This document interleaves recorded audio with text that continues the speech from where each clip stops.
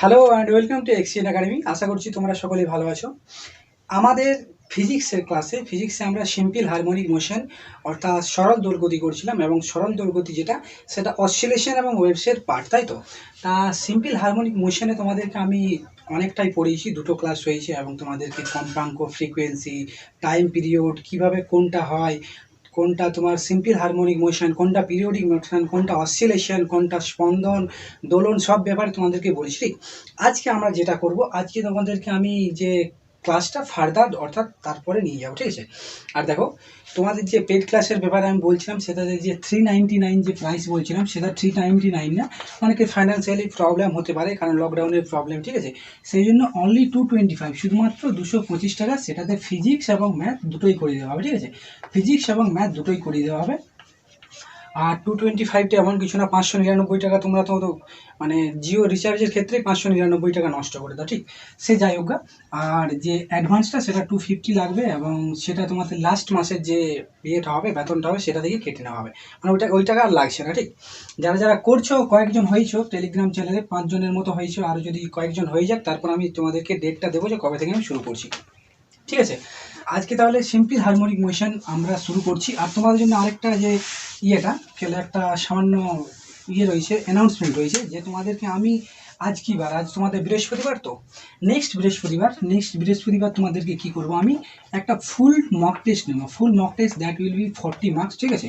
That will B of 40 marks, এবং সেই mock টেস্টটা তোমাদের গুগলের থ্রু নেওয়া হয়। গুগলের লিঙ্ক পাঠিয়ে দেবো, এবং সেখানে তোমরা যেমন এক্সাম দাও, তোমরা যেমন এনটিপিসি, রেলওয়ে, গ্রুপ ডি, যেমন কম্পিউটারে এক্সাম দাও, সেই ধরনের নর্মাল এক্সাম হবে, ঠিক আছে। গুগলের তোমাদের লিঙ্কটা আমি তোমাদেরকে পাঠিয়ে দেবো। সেইখান থেকে দিয়ে তোমরা 40 মার্কসের অর্থাৎ 20 মার্কস ফিজিক্সের এবং 20 মার্কস ম্যাথামেটিক্সের করে করতে পারবে নেক্সট বৃহস্পতিবার, ঠিক আছে। বৃহস্পতিবার ইংলিশই মনে পড়ছে না, থার্সডে হবে হয়তো, ঠিক আছে। হ্যাঁ, থার্সডে, নেক্সট থার্সডে তোমাদেরকে এই ক্লাসটা হবে, ঠিক আছে। মানে ওই মক টেস্টটা হবে, এবং তারপরের দিন তোমাদেরকে ওগুলো সলিউশনটা করে দেওয়া হবে। দেখি কে কত নম্বর পাও, এবং ঠিক আছে, ঠিকঠাক করে পড়তে থাকো। দেখো, আগের দিন যখন সিম্পল হারমোনিক মোশন পড়াচ্ছিলাম, তখন তোমাদেরকে আমি যে ত্বরণের ব্যাপারে বলেছিলাম, ত্বরণ যখন বলছিলাম, তখন বলছিলাম ত্বরণ হয়েছে -ω²x, এবং সেটাকে আবার d2x/dt² এটা দিয়েও ডিনোট করি। এবং তোমাদেরকে যে আগের ক্লাসটাতে, সেটা দেখে খুব সুন্দরভাবে তোমাদেরকে টাইম পিরিয়ড বের করা, ফ্রিকোয়েন্সি বের করা, এসব বের করা শিখিয়েছি। এবং টাইম পিরিয়ড এবং ফ্রিকোয়েন্সি একে অপরের রেসিপ্রোকাল কেন হয়, সেটা তোমাদেরকে বলে দিয়েছি। খুব সুন্দরভাবে ক্লাসটা দেখিয়েছি, বুঝিয়েছি। দেখবে সিম্পল হারমোনিক মোশন কারো যদি প্রবলেম হয়, এই ক্লাসটার পর আর প্রবলেম হবে না। তাহলে d2x/dt² সমান হয় ω²x -ω²x, এবং এইটাকে যদি এদিকে নিয়ে আসি, তাহলে +ω² সমান x, এটা 0। এটা সিম্পল হারমোনিক মোশনে তোমাদেরকে বলেছিলাম আমি অবকল সমীকরণ হয়, ঠিক। আর তোমাদেরকে আরেকটা বলেছিলাম যে তার বিস্তারটা x সমান হয় a ক্যাপিটালে, that will be amplitude a sin ωt plus alpha, ঠিক। এই হচ্ছে তোমাদের আগের দিন বিস্তারের ক্ষেত্রে বলেছিলাম। এরপর ভাবো, এইখানে বিস্তারটা যে বললাম আমি, এইখানে ধরো আমি যদি আলফা সমান 0 নিই, আলফা যদি আমি 0 নিই, তাহলে আমার কি পড়ে আসছে, তাহলে আমার x সমান কি হচ্ছে a sin ωt। এবং এরপর যদি আমি t সমান 0 করি, t সমান 0 অর্থাৎ শুরুর মুহূর্তে, t সমান 0 অর্থাৎ প্রারম্ভিক মুহূর্তে, তখন কি হয়ে যাবে, আমার x সমান 0 হয়ে যাচ্ছে। অর্থাৎ t সমান 0-তে x সমান 0। এতটা অবধি বুঝতে পারলে কোনো অসুবিধা নেই।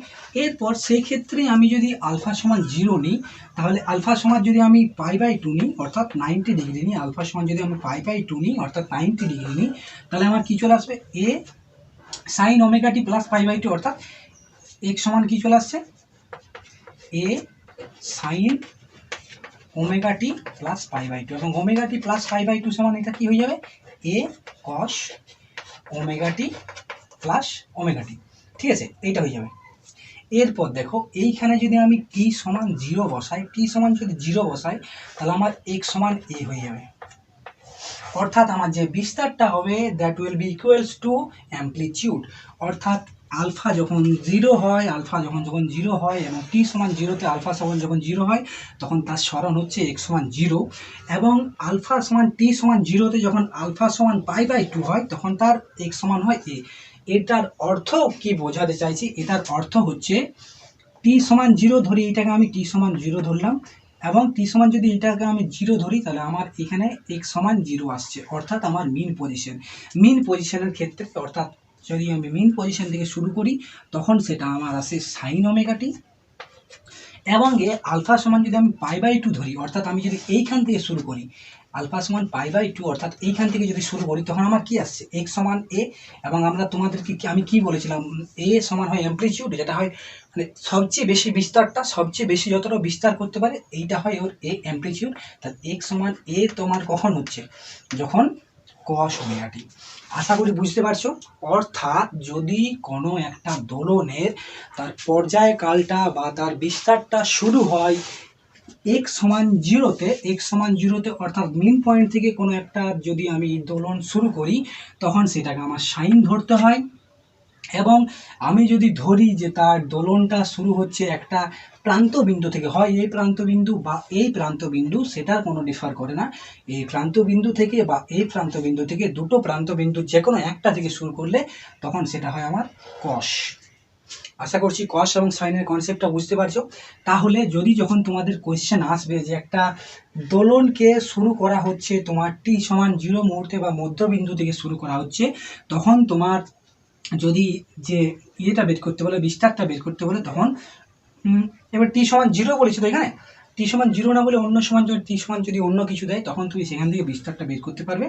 এবং এই ক্ষেত্রেও সেম বের করতে পারবে যদি বলে যে প্রান্ত বিন্দু থেকে তার বিস্তারটা শুরু হয় বা প্রান্ত বিন্দু থেকে তার চলনটা শুরু হয়, চলন শুরু হয় অর্থাৎ ওখান থেকেও অসিলেট করতে শুরু করে, অর্থাৎ এইখান থেকেই যদি ও শুরু করে তখন সেটা হয় কস, এবং যদি এইখান থেকে সেটা ধরা হয় সেটা হয় সাইন। ঠিক আছে, এতদূর অবধি বুঝতে পারছো। এবং এইখান থেকে যখন ধরছো তখন এক্স সমান হচ্ছে 0, এবং কসের ক্ষেত্রে সেটাতে অ্যামপ্লিটিউডসের সাথে সমান, অর্থাৎ যে হাইয়েস্ট বিস্তারটা সেটা হয় অ্যামপ্লিটিউড। কেন এ সমান তোমাদেরকে আমি বলেছিলাম এইটা এ সমান তোমাদেরকে বলছিলাম অ্যামপ্লিটিউড, অর্থাৎ তার সর্বোচ্চ যে বিস্তার সেটাকে বলে অ্যামপ্লিটিউড।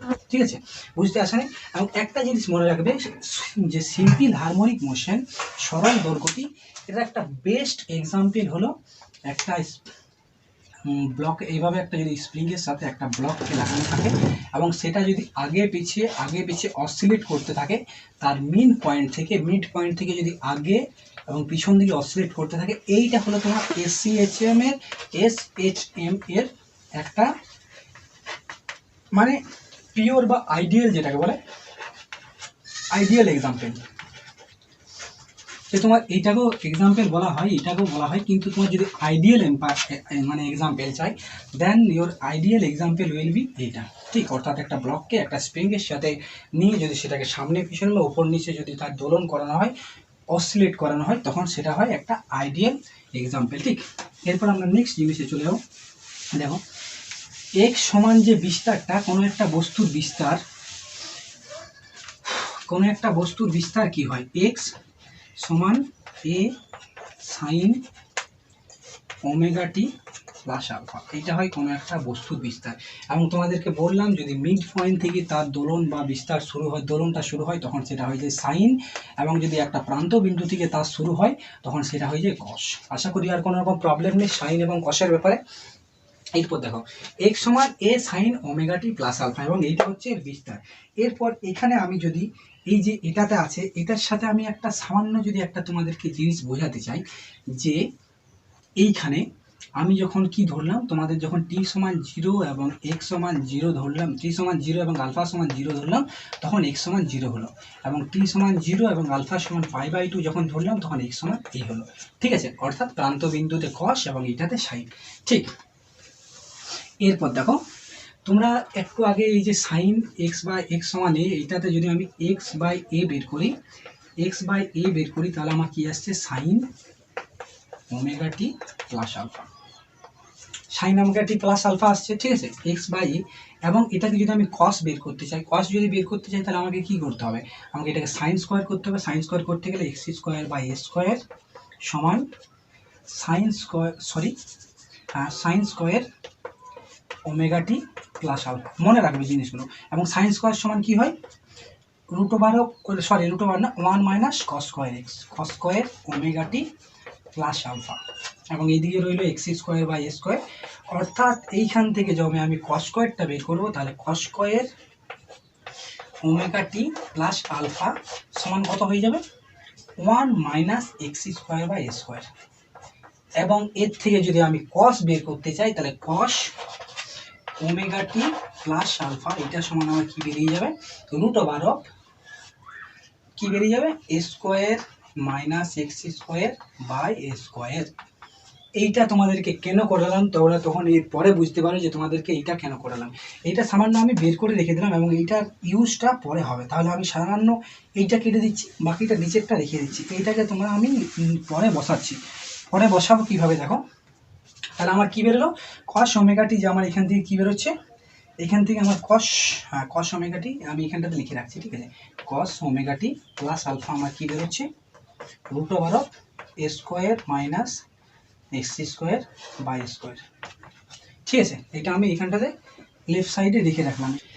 এরপর আমি যদি এই যে সিম্পল হারমোনিক মোশন, একটা বস্তু, যে কোনো একটা বস্তু অসিলেট করছে, আগে পিছিয়ে বা সামনে পিছনে অসিলেট করছে, সেটার যদি আমাকে ভেলোসিটি বের করতে বলে, অর্থাৎ সেটার যদি আমাকে বেগ বের করতে বলে, তখন আমি কি করব দেখো। আমরা জানি এক্স সমান কী হয়, এক্স সমান আমরা জানি এ sine omega t plus alpha, ঠিক আছে। আবার আমরা যদি বেগ বের করতে চাই তাহলে আমাদের হয়ে যাবে ডিএক্স বাই ডিটি সমান এ sine omega t plus alpha, অর্থাৎ কস ওমেগা টি প্লাস আলফা। এবং এইটার আরেকবার ডেরিভেটিভ হবে, কেন আমি তোমাদেরকে বলেছিলাম, যতক্ষণ না ডিডিএক্স অফ এক্স হচ্ছে ততক্ষণ অবধি ডেরিভেটিভ করেই যেতে হয়। অর্থাৎ এইটার যদি আলাদাভাবে আবার ডেরিভেটিভ করছি এর সাপেক্ষে, তাহলে শুধুমাত্র একটা ওমেগা আসবে। কেন, কারণ ওমেগা যখন করবে তখন টিটা বাইরে বেরিয়ে যাবে এবং ডিটি অফ ওমেগাটা বাইরে বেরিয়ে যাবে এবং ডিটি অফ টি সমান 1 হয়ে যাবে, সেই কারণে শুধুমাত্র ওমেগা আসছে। অর্থাৎ এটার যে ভেলোসিটি আসছে সমান আসছে আমার এ ওমেগা কস ওমেগা টি প্লাস আলফা। ঠিক একটার সাথে একটা কি সুন্দরভাবে কোরিলেট করে তোমাদেরকে বুঝিয়ে দিচ্ছি সেটা দেখো। এবং এইটাও কেন বের করলাম, এরপর এখানটাতে কাজে লাগবে। এরপর এখানটাতে আমি যদি করি, স্কোয়ার দিয়ে স্কোয়ার ভাগ করে গেলে 1 minus X square by square হবে, ঠিক আছে। এরপর কসের জায়গায় আমি এখানটাতে এইটা বসালাম, কসের জায়গায় এইটাতে যদি আমি বসাই, এ ওমেগা সমান root over of 1 minus X square by square, এইটা আমি বসিয়ে দিলাম। কারো আশা করি প্রবলেম নেই। তাহলে তার যে ভেলোসিটি, একটা বস্তুর যে ভেলোসিটি, বিন্দুর ভেলোসিটি, সেটা এসএইচএম এ তার ভেলোসিটি হলো ডিএক্স বাই ডিটি, এটাকে আমি ভি ধরলাম। এরপর তাহলে এই যে একটা বস্তু এদিকে আর এদিকে অসিলেট হচ্ছে, এর ভেলোসিটি আসছে এইটা, কিন্তু এর যে ভেলোসিটি আসছে সেটা নিশ্চয়ই একটা হায়েস্ট পয়েন্ট থাকে এবং একটা লোয়েস্ট পয়েন্ট থাকে। হায়েস্ট পয়েন্ট এবং লোয়েস্ট পয়েন্ট বলতে অর্থাৎ কোনো একটা নির্দিষ্ট মুহূর্তে এর যে ভেলোসিটি আসছে, ভেলোসিটি সেটা হয় হায়েস্ট অর্থাৎ সর্বোচ্চ হয়, এবং কোনো একটা মুহূর্তে এর ভেলোসিটিটা লোয়েস্ট হয়। তাহলে আমরা যে এখানে একটা যে এই যে তোমাদেরকে এই যে এসএইচএম এর একটা সুন্দর ছবিটা এঁকেছি, এইখানে আমার ভেলোসিটি কোথায় আমার হাইয়েস্ট হবে এবং কোথায় লোয়েস্ট হবে, ঠিক আছে। এইটা মুছে দিচ্ছি, এটার আর কোনো রকম দরকার নেই আমাদের। আর এইখানে আমি বের করবো কোনখানে আমার হাইয়েস্ট হবে এবং লোয়েস্ট হবে। এরপর দেখো, এরপর আমার এখানে ভি সমান কি চলে আসছে, ভি সমান চলে আসছে এ ওমেগা। এরপর যদি আমি এটাকে লসাও করে দিই তাহলে A square minus X square by নিচে আসছে root over of A square, অর্থাৎ শুধুমাত্র একটা এ, এবং এ যদি কেটে যায় তাহলে আমি এই এটাকে উপরের এবং এটাকে মুছে দিতে পারি। অর্থাৎ আমার একটা কোনো বস্তুর ভেলোসিটি বেরোচ্ছে এইটা। এরপর দেখো আমার দুটো পজিশন আসে, একটা আছে মিন পজিশন, দ্যাট ইজ এক্স সমান 0, ঠিক তো। এইখানটাতে মিন পজিশন যেটা হয় এক্স সমান 0, এবং আরেকটা পজিশন থাকে এক্স সমান π/2, অর্থাৎ যেটা হয় হাইয়েস্ট পজিশন যেটা আছে এইখানে, বা এখানে আমি এক্স বাই π/2 যদি না বসাই, যদি না ধরি, আমি এক্স সমান এ বসাতে পারি। কেন, কারণ এক্স সমান একটা থাকে তোমার মিড পয়েন্টে 0 এবং এখানে হয় ওর এক্স সমান হয় এ, অর্থাৎ সর্বোচ্চ, ওর সরণটা হয় সর্বোচ্চ, যেটাকে বলা হয় ওর অ্যামপ্লিটিউড, ঠিক আছে। এরপর আমি এখানে এক্স সমান 0 বসাই, তাহলে এখানে এক্স সমান যদি আমি 0 বসাই, এখানে যদি আমি এক্স সমান 0 বসাই তাহলে আমার কি হয়ে যাবে, ভি সমান, এখানে যদি 0 বসাই তাহলে আমার কি চলে আসছে, এখানে এক্স সমান যদি 0 বসাই দেখো তাহলে ওমেগা এ, ভি সমান ওমেগা এ। এবং এক্স সমান যদি এ বসাই, এক্স সমান যদি আমি এ বসাই তাহলে আমার ভি সমান কি আসছে, এ স্কোয়ার মাইনাস এ স্কোয়ার সমান 0, তাহলে পুরোটা চলে আসছে 0। সো এইখান থেকে তুমি বলতে পারো যে যখন তার এক্স সমান 0 আসছে, অর্থাৎ সে যখন মিড পয়েন্টে আছে, তখন তার ভেলোসিটি হাইয়েস্ট বা সর্বোচ্চ। এবং যখন ভি সমান 0 কখন আসছে, যখন তার অ্যামপ্লিটিউডটা হচ্ছে এক্স সমান হচ্ছে তার অ্যামপ্লিটিউডের সমান বা তার সরণটা এর সাথে সমান, তখন ভি সমান হচ্ছে 0, অর্থাৎ এই পয়েন্টে তার ভি হচ্ছে 0। ঠিক, তাহলে এরপর থেকে তোমাদেরকে আর পুঁথিগতভাবে মুখস্থ করতে হবে না যে এইখানটাতে তোমার ভেলোসিটিটা হাইয়েস্ট হয়, এইখানে 0 হয়। ঠিক, এবং তোমাদেরকে একটা সামান্য এক্সাম্পল দিয়ে বুঝিয়ে দিচ্ছি, বুঝতে পারলে তাহলে এখানে তোমার হাইয়েস্ট এবং এখানে তোমার লোয়েস্ট বা 0, এবং এখানে 0 কেন হচ্ছে সেটার একটা জিনিস দেখো। তুমি ধরো সাইকেল চালাচ্ছ, সাইকেল এই রাস্তা বরাবর চালাচ্ছ, এবং তোমাকে কি করতে হবে, এই বরাবর রাস্তা যাওয়ার পর আবার তোমাকে এই রাস্তাতে ফিরে আসতে হবে। ঠিক, তোমাদের রাস্তা আমাদের রাস্তা হয় এই ধরনের চৌড়া রাস্তা হয়, সেই জন্য তুমি যখন এইভাবে গেলে এবং তোমাকে যদি ইউ টার্ন মারতে হয়, অর্থাৎ তোমাকে যদি আবার ফিরে আসতে হয়, তুমি এইভাবে ডিরেক্ট ফিরে চলে আসবে। অর্থাৎ তোমার যে ভেলোসিটিটা সেটাকে তোমার 0 করতে হচ্ছে না, তাহলে বলবে যে তুমি তাহলে এখানে 0 কি করে করলে, এখানে এও তো তাহলে ইউ টার্ন মারছে, তাহলে এর কেন 0 করলে? এর 0 এই কারণেই করলাম কারণ এ একটা নির্দিষ্ট সরল রেখা বরাবর যাচ্ছে, বক্ররেখা, এই রেখা বরাবর যাচ্ছে।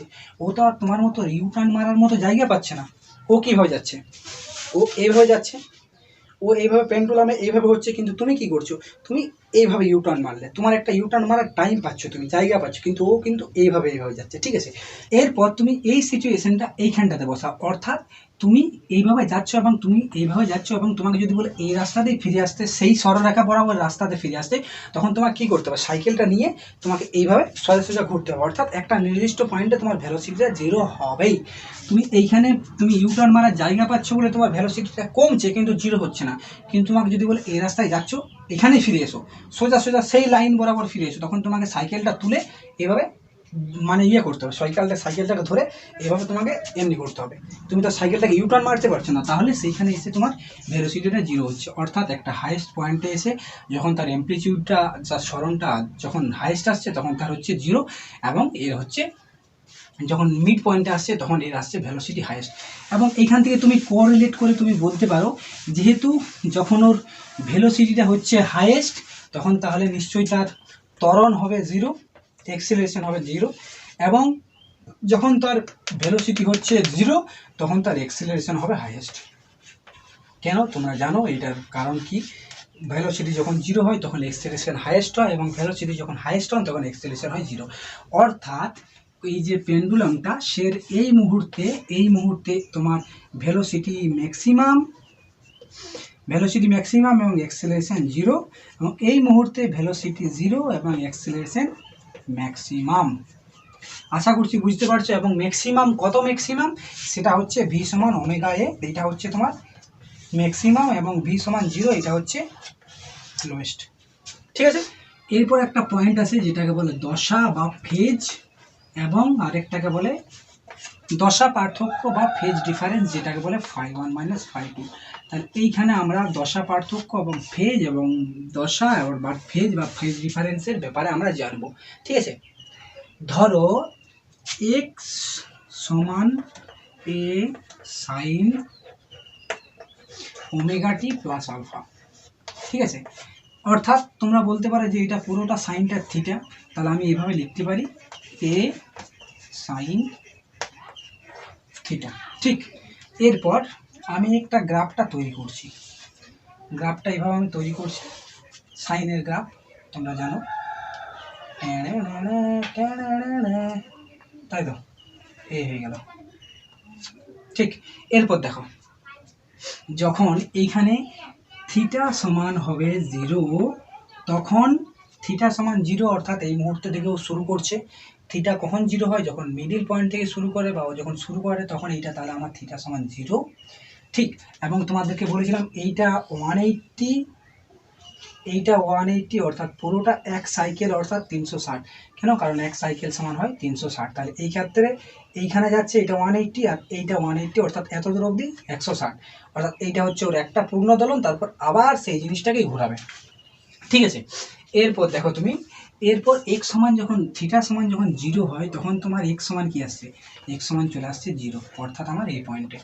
এরপর থিটা সমান যদি আমার π/2 হয়, ঠিক আছে, থিটা সমান 0, এক্স সমান 0, অর্থাৎ আমি এখানটা ধরলাম এই বিন্দুটা বস্তুর একটা দশা, যেখানে আছে ওর যে তোমার সরণ এক্স। পরের পয়েন্টে যখন থিটা সমান π/2, থিটা সমান π/2 মানে অর্থাৎ এইখানে π/2 সমান হলে এক্স সমান এ, এক্স সমান হচ্ছে এ, অর্থাৎ আমি সেইটা ধরলাম এই পয়েন্টে। ঠিক আছে, এরপর আমি যদি থিটা সমান ধরি 270 ডিগ্রি, 270 অর্থাৎ এই হলো 90, এই হলো 180, এই হলো 270, অর্থাৎ এইখানে হয়ে গেল, এখানে একটা পয়েন্ট দিলাম সি।